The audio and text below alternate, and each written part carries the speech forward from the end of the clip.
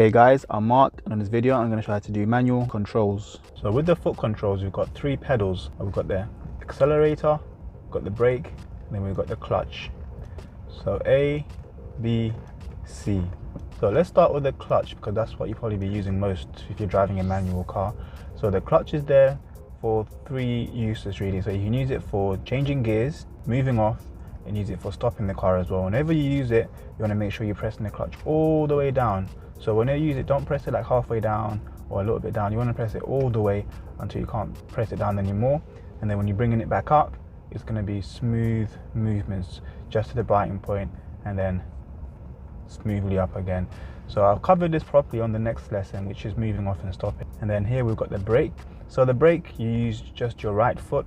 You don't ever use your left foot for the brake, you just use the right foot. So you have your right foot just over it like that. And with the brake, you don't press it down hard like we did with the clutch, you're just going to press it really softly. So even just that much pressure would make the car slow down. If I was to press it hard like that when I was moving, the car would stop suddenly. Sometimes you might need to do that in an emergency, but just for normal braking, you're going to press it really gradually and softly from early. So you don't wait until you get to where you're going to start slowing down. You slow down nice and early and nice and smoothly, and then when you come to a stop, you can just ease off the brakes very gently like that. So next, let's talk about the accelerator. So for short, we just call it the gas because it's just an easier way to say on driving lessons. So from now on, we call it the gas. And with the gas, you want to press it with your right foot. So you pivot between the brake and the gas, and you press them one at a time. So if you never press them together, it's always going to be just either the gas or the brake. And when you're pressing it, it's going to be light, very, very light pressure. You're not going to press it hard like you did with the clutch. It's the same sort of pressure as you do on the brake. So it's just a light pressure. The engine will start to react. And if you press it too hard like that, that's when you hear like lots of noise coming from the engine. If that's the case, you'd want to ease off a tiny bit. So we use the gas along with the clutch when you're moving off. You'd want to press a bit of gas and then bring the clutch just a bit to the biting point. So it's kind of balanced like that.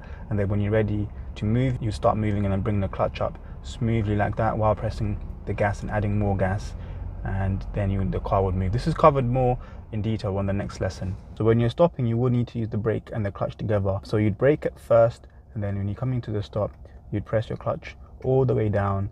So this prevents the engine from spinning the wheels so that you don't have to keep the car moving forward. And then you can keep braking gently. And then once you come to a full stop and you've got into neutral, you can bring the clutch up smoothly and then ease off the brake.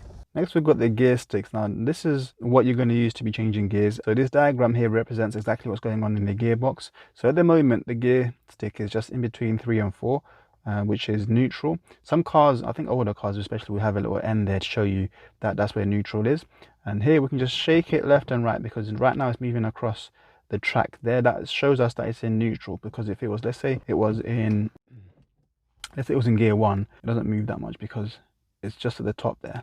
But if it's in neutral, then it moves. That's why you see people sometimes doing this when they get into the car. This is just to make sure that it's in neutral, because if you start the car when it's in gear 1, say, it's going to move forward, or if it's in reverse, it's going to jerk back. So what you want to do is make sure before you start the car that it's in neutral first of all. So to change the gears, what you want to do, so let's start with 1 first of all. The best way to do is have your palm just like this, position like that. So you'd press the clutch all the way down, push towards the left, and then up into gear 1. So that way you're going to push the gear stick in the right direction and then up. And then for gear 2, you want to push it towards the left side and then just pull down. So your pressure is applied to the left and then you pull down. So that way it's not going to go to the middle and then into gear 4 by mistake. It's just going to stay to that side and go into gear 2. And then for gear 3, people struggle with this, but this is a nice easy way to do it. Just with your palm open like this. Don't like hold the gear stick really tightly. Have it open like that and just push to the middle, let go of it for a sec and then push up again. That way it always goes into 3. Some people use too much force and then ends up in either gear 1 or gear 5. Do it in 2 stages. It doesn't take that long to do when you're driving, and you don't need to do gear changes really quickly when you're driving. It's like we're not racing. You can do it, you know, like this sort of pace of gear 2, and now it's time to change to 3. So boom, boom. So that sort of speed. You don't need to do it really quickly like a racer. Then when you want to go into neutral, just pull down again. So gear 3 to 4 is nice and easy because 4 is just underneath 3, so you just pull straight down. So when you're pulling down, don't like have another direction like left or right, just pull straight down. And then for gear 5, this is probably another hard one to do, but you want to push it to the middle and then all the way to the right as far as you can, and then up. But notice, you see my palm is this way this time, not like that way, because that way was for gear 1, which is over there. But for gear 5, this is, I've got it in this side, so I'm just gonna push it like that and then all the way up. Now for reverse, some cars are a bit different. Some cars you got to push down and then go up that way. Some cars you got to lift something at the bottom here and then go into reverse. This car is nice and easy. The reverse is just underneath gear 5. So all you need to do to get into reverse is just put your clutch down, push it towards that way, and then pull down. And then that way it will be in reverse. So gear 1 is going to be for moving off from stationary, and it's also used for very like tight turns. And if you want to go really slowly on some situations where, let's say that there's crawling traffic, you want to use gear 1 for that as well. So in a lot of cars, gear 1 is from 0 to 10 miles an hour, and then gear 2 is from 11 miles an hour to 20. Gear 3 is 21 to 30. Gear 4 is from 31 to 40. Gear 5 is from like 41 to above. Some cars have got 6 gears, so then you can use that for higher speeds as well. So if you're trying to change gears, but then you've let's say you press the clutch down and you feel like the gear's not going in properly, it's because the clutch is not down all the way. So if you press it down all the way now, it should go into place. What you don't want to do is like press the clutch down a bit and then try to force this in. This could damage the gearbox and it could damage the mechanisms in this. So what you want to do is let go of it, clutch all the way down, and then try again. And then next we've got the handbrake. So when I ask my learners what this is, especially when I first lesson, a lot of them get it right, but some people think that it's for like emergency brakes or to, you know, stop the car really quickly. It's not for that. It's actually to secure the car once you've come to a full stop. Once you've come to a full stop, after you've used your brake, that's when you'd apply it. And it's very useful for hills. Even when you've parked your car, you want to use your handbrake to keep it secure so that it doesn't roll away. So some cars now have got electronic handbrakes where you just press a button and the handbrake comes on. But a lot of cars have got these kind of handbrakes where you have to use your hands and pull it up. And to apply this, what you want to do, let's say it was off. So this is in the off position. When you want to apply it, you want to press this button here and then put it all the way up. And then, so you put it up until you can't pull up anymore. That way it's going to be secure. And when you want to release it, lift it a tiny bit, and then you see when you lift it, this little button kind of moves in a bit, because if you try to put it down without doing that, it's not going to work. Or even if you try to press it without lifting it, it's not going to work. But if you lift up a tiny bit like that, and then when you press it, it's nice and easy, and then you place it down all the way, that way it's off. And when you apply it again, lift up like that.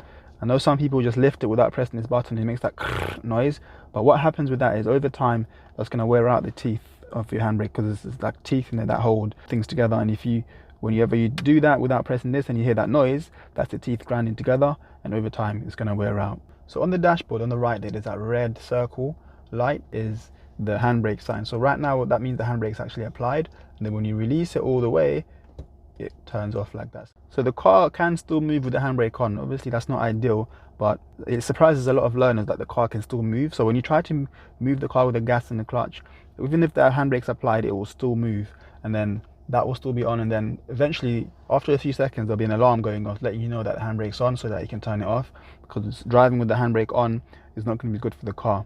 And then next we've got the indicators. So this is the indicator control. You use this to let people know which way you're turning. So if I press it down like that, you see it shows us with a little indication there, the little light that's indicating towards left. You can cancel it just by pushing up a tiny bit like that, and then if you press it up, that will indicate towards the right side. So in this car, so let's say I've indicated right, if you want to cancel it, if you've turned and it hasn't cancelled, you can always just use your hand just to push it down like that. But sometimes learners push it a bit too much down like that, and in this car I've turned off the feature where when you press it down it indicates 3 times. I've turned that off because a lot of learners, when they hear that, they panic and they think that it's indicating too much, and then they start doing this and then that, and then before you know it, they're concentrating only on the indicating and they're not concentrating on the driving. So if let's say you've cancelled it, you've put it on and you've cancelled it, and then you hear a little click like that, as long as it's in the middle, just leave it alone and it's going to cancel itself. So don't keep playing with it, just leave it. Next we've got the steering wheel. In the cockpit drill lesson I'll show you how to actually set the steering up, but this one I'm just going to talk about how you want to hold it. This is where you want to be holding it ideally. This is the best position for control and comfort for most people as well, and you also want to be able to see the dials like that. Some people prefer to hold it down here, but whatever's comfortable for you, that's what you want to do. But mainly here is what I teach, but if you really feel comfortable down here, then it's up to you. As long as you can control the car safely, that's the main thing. But I found down here, especially for new drivers, when they turn the wheel from here, it turns too much, especially like on a dual carriageway. There's not much control, but over here like that, it's a bit sturdier and you can have better control of the car. So we've got other controls in here like windscreen wipers, lights and things like that, but that's covered in a different video, so just click on the link there and it will show you that one.